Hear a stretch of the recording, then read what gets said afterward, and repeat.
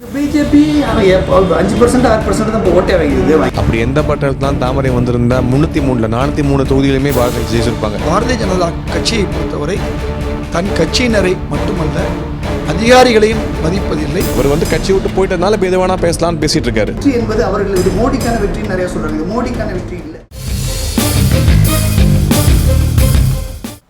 5 மாநில தேர்தலிலே 3 மாநிலங்களிலே காங்கிரஸ் வெற்றி வாகை சூடியிருக்கிறது. அதிலே ஏறத்தாழ உங்களுக்கு 2 மாநிலங்களை பாரதிய ஜனதா இழந்திருக்கிறது. அந்த 2 மாநிலங்களையும் காங்கிரஸ் பிடித்திருக்கிறது. ஆக இந்த அடிப்படையிலே பார்க்கும்போது காங்கிரஸை பொறுத்தவரை எந்த தோல்வியும் இல்லை, எந்த பின்னடைவும் இல்லை.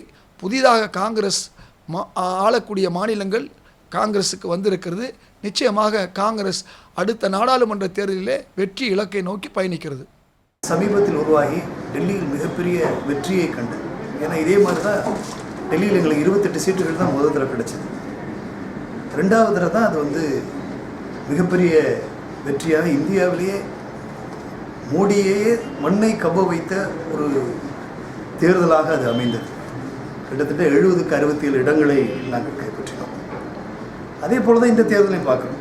என்கிட்ட நாங்கள் புதிதாக அடுத்த மாநிலத்தில் ஒரு ஓப்பனிங் பண்ணியிருக்கிறோம். இது பெரிய ஒரு தாக்கத்தை ஏற்படுத்தும். தேர்தலுக்கு முன் பார்த்தீங்கன்னா எல்லாருமே என்ன சொன்னாங்க, இந்த 4 தேர்தலில் 4 மாநிலத்தில் ஜெயிக்கிறது முக்கியம் இல்லை, உத்தரப்பிரதேசில் நீங்கள் என்ன ஆவீங்க அப்படிங்கிற கேள்வியை மட்டும்தான் முன் வச்சாங்க. இன்றைக்கி அப்படி கேட்கப்பட்ட அந்த உத்தரப்பிரதேசில் 403 கிட்டத்தட்ட 320 330 சீட் அப்படின்னு சொல்ல போனால் கிட்டத்தட்ட மறுபடியும் ஒரு 40% ஓட்டுக்கு மேலே வாங்கியிருக்கோம். அதாவது ஒரு புது ரெக்கார்ட். இது வரைக்கும் அந்த மாதிரி ஒரு ஓட்டு சதவீதத்தை உத்தரப்பிரதேசில் எந்த கட்சியாலும் வாங்க முடிஞ்சதில்லை. கோவாவில் அதுவும் ஸ்பெசிஃபிக்காக எடுத்துக்கிட்டிங்கன்னா கொஞ்சம் ஸ்பிளிட், இங்கேருந்து கொஞ்சம் வெளியே போனவங்க, அந்த மாதிரி சில ஃபேக்டர்ஸ் தான் கோவாவில் பெரும்பான்மை கிடைக்காம போனதுக்கு காரணமே தவிர மத்திய அரசாங்கத்துக்கு உள்ள நற்பெயருக்கு எந்த விதமான களங்கமும் ஏற்படவில்லை. மணிப்பூரில் குறிப்பாக எடுத்துக்கிட்டிங்கன்னா 0ல் இருந்த பாஜக கட்சி, இதுக்கு முன்னாடி எந்த ஒரு காலகட்டத்திலும் ஜெயிக்காத ஒரு பாஜக கட்சி இன்று 23 24 இடங்கள் வெற்றி பெற்று ஒரு வலுவான நிலையில் உள்ளது. அது நார்த் ஈஸ்ட் ரீஜனில் 2014க்கு முன்பு எந்த ஒரு மாநிலத்திலும் பாஜக கட்சி ஆட்சி இல்லை அப்படிங்கிற நிலைமை மாறி இன்றைக்கி அசாம், மணிப்பூர், அருணாச்சல், இந்த மாதிரி பல மாநிலங்களில் பாஜக கட்சியோட கால்பதம் பதித்து ஒரு நல்ல ஒரு வலுவான நிலையில் இருக்கின்றனர். இந்த 3 ஆண்டு கால நல்லாட்சிக்கும் பாரத பிரதமர் நரேந்திர மோடி நற்பெயருக்கும் கொடுத்த பரிசாகவே நாங்கள் நினைக்கிறோம். பாஜகவுடைய வெற்றி அங்கிருந்த ஆட்சிக்கு எதிரான ஒன்று. எப்படி எங்களுக்கு உத்தரகாண்டிலே வெற்றி வாய்ப்பை இழந்தோமோ, அங்கே நாங்கள் ஆட்சியில் இருந்தாலும் இன்று பாரதிய ஜனதா ஆட்சியை பிடித்திருக்கிறது. அதுவும் ஆன்டி இன்கம்பன்சி என்று சொல்லக்கூடிய அந்த ஆட்சிக்கு எதிரான மனநிலை தான். அந்த அடிப்படையிலே பார்க்கும் பொழுது இன்று 5 மாநில தேர்தலிலே 3 மாநிலங்களிலே காங்கிரஸ் வெற்றி வாகை சூடியிருக்கிறது. அதிலே ஏறத்தாழ உங்களுக்கு 2 மாநிலங்களை பாரதிய ஜனதா இழந்திருக்கிறது. உத்தரப்பிரதேசத்தை பொறுத்தவரைக்கு அவர்கள் முலாயம் சிங் யாதவ் அவங்க அப்பா பிள்ளைக்குள்ள ஒரு சண்டை, பெரிய பிரச்சனை. இன்னொன்று, எப்போவுமே ஒரு கட்சி ஆட்சியில் இருக்குன்னா அதுக்கு ஆன்டி இன்கம்பன்சி உருவாகும், எதிர்ப்பு அலை கண்டிப்பாக உருவாகும். அதனால் இந்த வெற்றி என்பது அவர்கள் இது மோடிக்கான வெற்றின்னு நிறைய சொல்கிறாங்க. இது மோடிக்கான வெற்றி இல்லை. எந்த பட்டன் அழுத்தினாலும் தாமரை வந்துச்சுன்னு, அப்படி எந்த பட்டன் அழுத்தினாலும் தாமரை வந்திருந்தால் 303 403 தொகுதியிலுமே பாரதிய ஜெயிச்சிருப்பாங்க.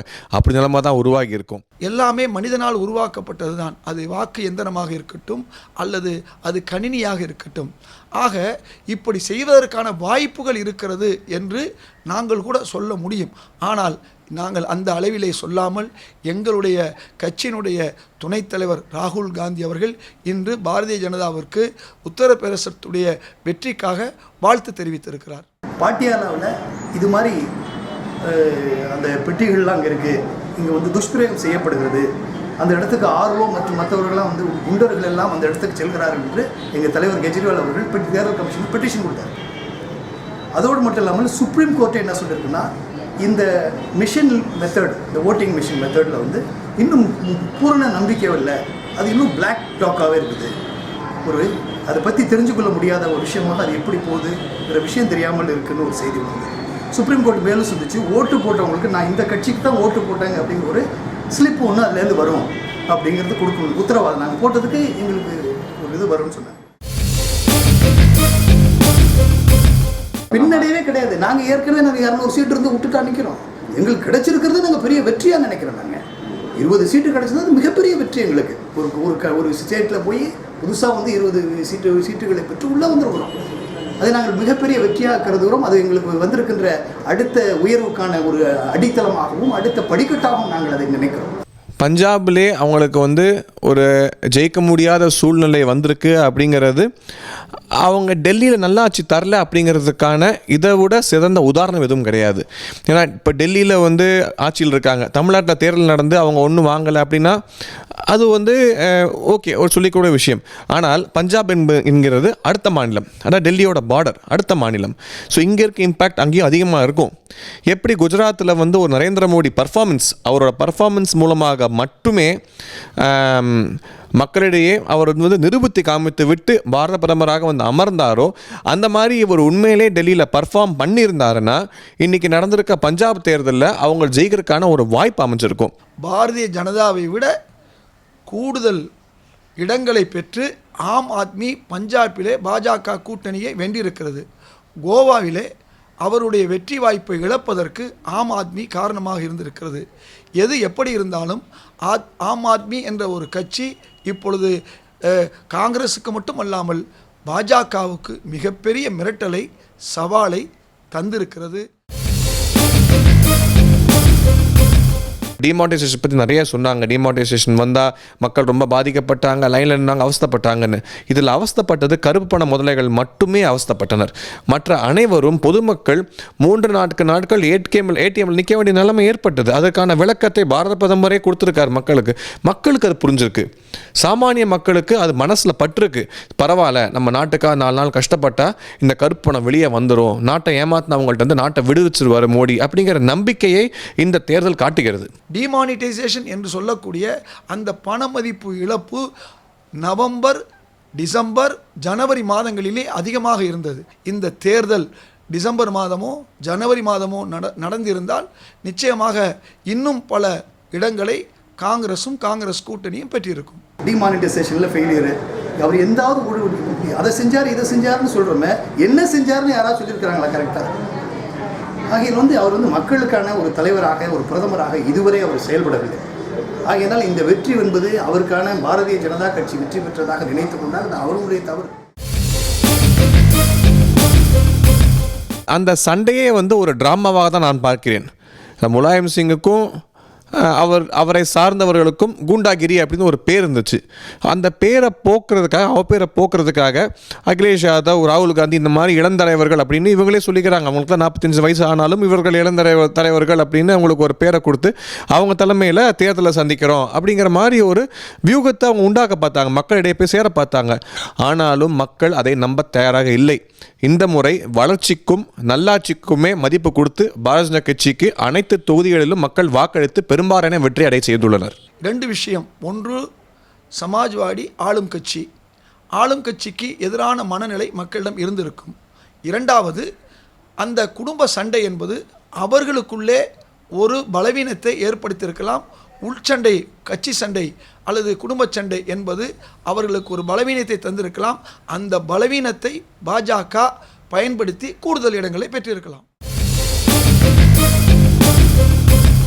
பஞ்சாபை பொறுத்தவரையில் பாரதிய ஜனதா கட்சி வந்து ஜூனியர் பார்ட்னர் அப்படின்னு சொல்லக்கூடிய ஒரு நிலைமையில் தான் இருந்தது.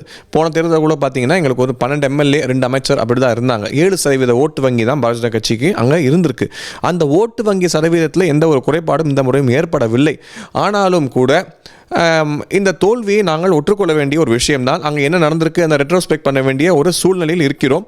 கண்டிப்பாக கட்சியின் தலைமை எஸ்ஏடி அவர்களுடன் அக்குழுடன் சேர்ந்து அமர்ந்து இதற்கான தீர்வை காணுவதற்காக முயற்சிப்பார்கள் என்று நம்புகிறேன். பிஜேபி 5% 6% தான் இப்போ ஓட்டே வாங்கியிருக்கு. கனெக்ட் பண்ண என்ன, நாங்கள் கிட்டத்தட்ட 28% ஓட்டாக வாங்கியிருக்கோம்.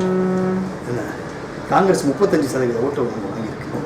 அதனால் இன்னும் தெரியல. அவர்கள் என்னன்னு கேட்டால் அவர்கள் வளரக்கூடியவர்கள் அல்ல, தேய்ந்து கொண்டிருப்பவர்கள். வளரக்கூடியவர்கள் அல்ல. என்கிட்ட எல்லா மாநிலத்தை வளர்றாங்க, ஜெயிச்சிட்டாங்கன்னு நம்ம பெருமைப்பட முடியாது. பஞ்சாபை பொறுத்தவரை மட்டுமல்ல, மணிப்பூரிலும் அவர்கள் மிகப்பெரிய வெற்றியை எதிர்பார்த்தார்கள், அங்கும் தோல்வி. நிதியமைச்சராக இருந்த அருண்ஜேட்லி கூட அந்த பஞ்சாப் மண்ணிலே தோற்கடிக்கப்பட்டிருக்கிறார். அதன் பிறகுதான் அவர்கள் பஞ்சாபுக்கு நாங்கள் அதை செய்கிறோம் இதை செய்கிறோம் என்று சொன்னார்கள்.